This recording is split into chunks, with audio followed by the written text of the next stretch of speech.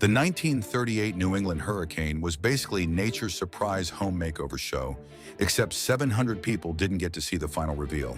This meteorological bulldozer moved at 60 miles per hour, which gave residents about as much warning time as a sneeze. People were just living their best Wednesday lives when suddenly their houses decided to relocate without them. Entire coastal towns got flattened faster than you could say building permits.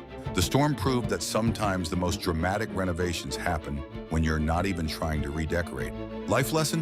When change comes at hurricane speed, just go with the flow.